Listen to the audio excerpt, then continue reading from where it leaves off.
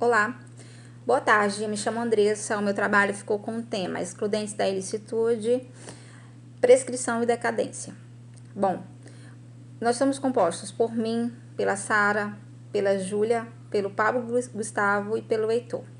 Bom, para que a gente entenda sobre os excludentes da ilicitude, é necessário que a gente saiba o que é ilicitude. Bom, a palavra ilicitude vem de ilícito, ou seja, ela se refere às coisas que são consideradas ilícitas, ou seja, condenadas pela lei. E excludentes é quando ela vai excluir essa ilicitude, tá? Bom, os excludentes da ilicitude, ela trabalha com normas permissivas, é o que eu acabei de dizer. Ela exclui essa ilicitude, ou seja, são determinados fatos que você comete em que a lei te ampara, né? Se esse fator for para salvar alguém, né? Ou salvar de situações ou de perigos iminentes, a lei ampara você. Bom, ele é um mecanismo, tá? Previsto pelo Código Civil, que permite com que a pessoa, ela realize, pratique uma ilicitude, né? Sem que ela seja considerada pela lei um crime, uma situação criminosa, tá? No artigo 5º da Constituição Federal, o que ela diz sobre a casa, por exemplo, a casa da pessoa? Porque a gente sabe que a gente não pode invadir a residência de alguém, mas como exemplo, a gente percebeu que seria necessário falar. A gente não pode invadir a residência, a casa de ninguém. E aí, no artigo 5º da Constituição Federal, no inciso 11, o que ele diz? Que a casa, ela é asilo inviolável, né, do indivíduo, ou seja, onde e ninguém nela podendo penetrar sem autorização do proprietário da residência, né? A salvo em casos em que você precisou salvar alguém de um perigo, ou através de um flagrante delito, de um desastre, ou para prestar socorro, ou através, durante o dia, sobre uma determinação judicial, tá? Bom, nesse momento, a lei te ampara, né? Mas, assim, no caso é que um policial, por exemplo, ele precisou matar um bandido ou uma pessoa que estava causando um problema para a sociedade, né? Causando um delito contra a sociedade ou contra a vida de uma outra pessoa, e ele não teve outra escolha, ele teve que matar aquela pessoa. A excludente da ilicitude ampara ele também. Mas existem aqueles casos em que foi comprovado, por exemplo, que o policial errou e matou a tiros uma outra pessoa. Nesse caso, aí será analisado e a pessoa terá que pagar por aquele delito, tá bom? É necessário que acontece toda uma investigação, né? E verifica-se que a excludente da ilicitude, naquele momento, ela pode agir ou não. A exclusão da ilicitude, ela se aplica a casos realmente excepcionais, né, em que a ação ela foi justificada para a lei. Como no artigo 188 do Código Civil, ele diz que, no inciso 1, através de legítima defesa ou através da deterioração de coisas, de bens ou a lesão da pessoa, né, a fim de remover aquele perigo iminente, né? Você teve realmente que destruir algo, você teve que lesar aquela pessoa para que você protegesse ela de algo, de um perigo, você é amparado pela lei. Bom, no parágrafo único que eu acabei de dizer, né, que acontece a destruição de bens e tudo mais, ele diz o quê? Que somente no caso de, se for absolutamente necessário, né, fazer com que a remoção, aquela remoção do perigo, aconteça essa remoção do perigo, né? A gente sabe que se você precisou, né, fazer aquela ação, né, a lei ela te ampara, tá? Bom, no artigo 188 do Código Civil, né, ele nos dá 3 causas. Essas 3 causas, elas vão faz a exclusão da ilicitude através da legítima defesa, né, que é a legítima defesa, que é o estado de realmente necessidade, estado de necessidade, e através do escrito cumprimento legal e dever da lei, tá bom? Bom, esse foi o nosso trabalho, a minha parte do nosso trabalho. Espero que todos tenham gostado. O Heitor vai continuar com vocês falando sobre essas 3 causas. Obrigado, até a próxima. Boa noite, pessoal. Tudo bom? Boa noite, professor. Meu nome é Heitor e agora vou dar continuidade ao nosso trabalho, correto? Vou falar sobre o estado de necessidade e sobre a legítima defesa. Vamos começar sobre o estado de necessidade. O estado de necessidade, ele se trata de das causas que excluem a ilicitude, ou seja, a antijuricidade, certo? De um ato praticado pelo agente. Ah, então o que é o agente? O agente é aquele que age, ele opera, ele atua, né? E pratica a ação. Ou seja, a causa ela exclui o segundo elemento do crime, a ilicitude. No nosso Código Penal, no artigo 24, se vocês abrirem comigo, vocês vão acompanhar a leitura, está lá, diz: considera-se em estado de necessidade quem pratica o fato para salvar de perigo atual, quem não provocou por sua vontade e nem podia de outro modo evitar direito próprio ou alheio, cujo sacrifício, nas circunstâncias, não era razoável exigir-se. Então, definindo o estado de necessidade em 4 teorias, correto? 4 teorias.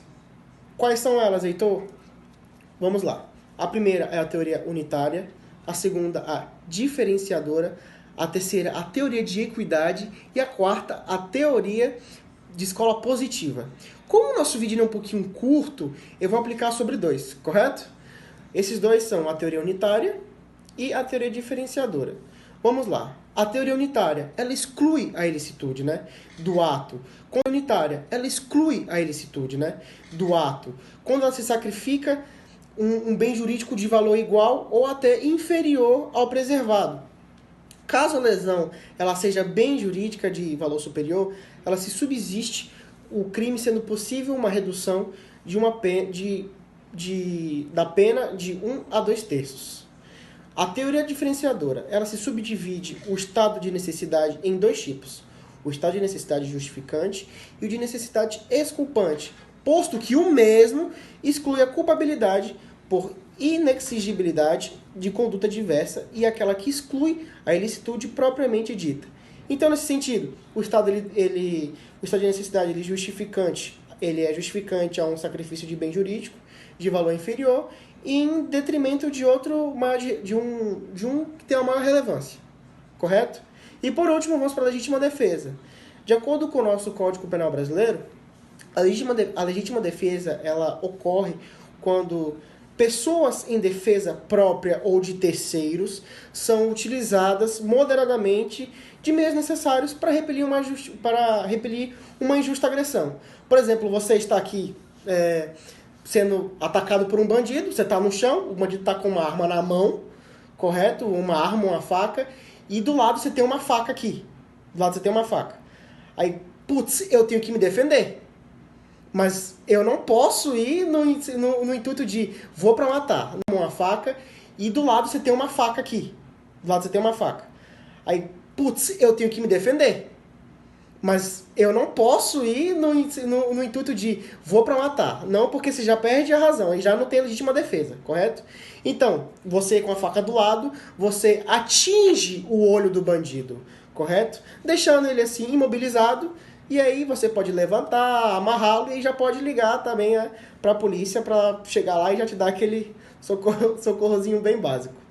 Então, a legítima defesa ela é dividida em duas etapas, a real e a putativa.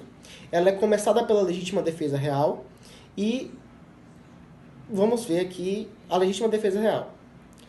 Ela, por excelência, ela é uma percepção de circunstâncias pelo agente que corresponde de fato à realidade, e a putativa ela só ocorre quando ela imagina ser diante de uma injusta agressão atual ou iminente e reage à legítima defesa. Bom, pessoal, essa foi a minha parte. Muito obrigado pela atenção e vamos dar continuidade ao trabalho. Boa noite, eu irei apresentar sobre a prescrição. Conforme o artigo 189 do Código Civil, violado o direito nasce para o titular a pretensão, a qual se extingue pela prescrição. Nos prazos aqui aludem os artigos 205 e 206. Bem, a prescrição, ela consequentemente é a perda da pretensão, da reparação do direito violado por uma inércia do titular do direito no prazo legal. E de acordo com o professor doutor do Direito Civil, Flávio Tartucci, Ele diz que a prescrição mantém uma relação com deveres, com obrigações e com a responsabilidade decorrente da inobservância das regras ditadas pelas partes ou pela ordem jurídica. Bem, com isso, a gente pode dividir a prescrição em duas partes: a extintiva e a aquisitiva.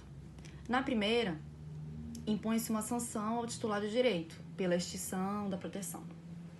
Já na segunda, possui uma força geradora, melhor vislumbrada no caso de uso capião. Eu pesquisei a respeito dessa palavra, ela é traga pelo novo CPC de 2015. Bem, com isso, porque tem como consequência a geração de um direito para uma das partes. Bem, agora eu irei explicar a respeito de como inicia a prescrição. Bem, de acordo com o artigo 189 do Código Civil, ele já diz a respeito a casos em que a pretensão nasce imediatamente após a violação do direito absoluto ou da obrigação de não fazer. E, bem, o início desse prazo ele é quando ele ocorre junto com o surgimento da pretensão, que decorre da exigibilidade do direito subjetivo. Já não ocorre a prescrição de acordo com o artigo 197 do Código Civil. Entre os cônjuges, na constância da sociedade conjugal, entre ascendentes e descendentes durante o poder familiar, entre tutelados ou curatelados e seus tutores ou curadores, durante a tutela ou da curatela. Isso se deve por trazer em todos os casos listados aqui os laços de confiança, de afinidade, de amizade, afeição entre as partes. Bem, obrigada por ter assistido até aqui. Espero que tenham entendido a minha explicação e boa noite.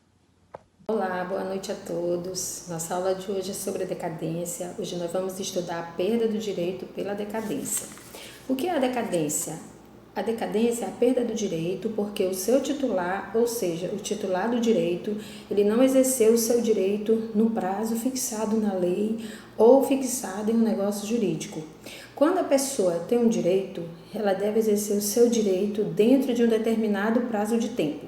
Se a pessoa deixa transcorrer muito tempo para exercer o seu direito, pode ocorrer a prescrição ou a decadência, dependendo do tipo de direito que estivermos falando. A decadência, na verdade, é uma penalidade para a pessoa que não exerceu o seu direito no prazo fixado em lei ou em um negócio jurídico. A pessoa ela não pode ser negligente e deixar passar muito tempo para ajuizar uma ação e exigir os seus direitos. Quando nós estivermos estudando pela doutrina, nós vamos verificar que lá na doutrina está escrito que a decadência é a perda de um direito potestativo. Esse direito é aquele direito que a pessoa pode exercer sem a concordância da outra parte e também sem exigir nenhum dever da outra parte. É o direito que não exige do Poder Judiciário uma condenação da outra parte, mas apenas uma sujeição. Essa sujeição ela fica sujeita àquela decisão do Poder Judiciário. Aí, como exemplo, nós temos o divórcio, a demissão de um empregado, anulação de um casamento de um menor sem autorização de seu representante legal e também a anulação de um contrato, se um dos contratantes entender que houve algum vício ou algum defeito. E onde estão descritos os prazos de decadência? Todos os prazos que constam no Código Civil, exceto os prazos previstos nos artigos 205 e 206, que são de prescrição, são prazos de decadência, tanto na parte geral como na parte especial do Código. A decadência ela é matéria de ordem pública e de interesse social, pois ela confere segurança às relações jurídicas, tendo em vista que, se não fossem os prazos de decadência, as pessoas poderiam exercer seus direitos eternamente, sem um limite de tempo. Como exemplo, uma pessoa poderia requerer a anulação de um contrato firmado há mais de 10 anos. Aí não teria controle. Aí, quando começa a correr o prazo de decadência? Ele começará a correr assim que nascer o direito. Assim que nasce o direito, a pessoa tem um prazo para exercê-lo, e se não o exercer nesse prazo, perderá o direito pela decadência. Então, vamos concluir nossa aula. Conclusão do que é a decadência. O que é a decadência? A decadência é a perda do direito potestativo porque o seu titular não exerceu o seu direito no prazo fixado pela lei ou em um negócio jurídico pelas partes. Quais são os prazos de decadência? Primeiro, prazo legal que está fixado na lei, sendo que no Código Civil, exceto os prazos previstos nos artigos 205 e 206, como eu já falei anteriormente, que são os prescritos, prescrição, todos os outros são prazos de decadência. E nós temos também o prazo de decadência voluntário, que foi fixado em um negócio jurídico pelas partes. E por fim, quando começa a correr a decadência? A decadência, ela começará a correr assim que nascer o direito da pessoa, como já falei anteriormente. Tá bom? Então, gente, era isso que eu tinha para falar para vocês. Isso aqui é a finalização do nosso trabalho.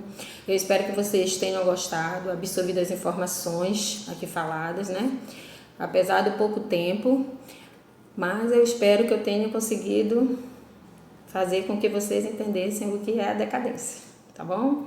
Obrigada e até uma próxima oportunidade.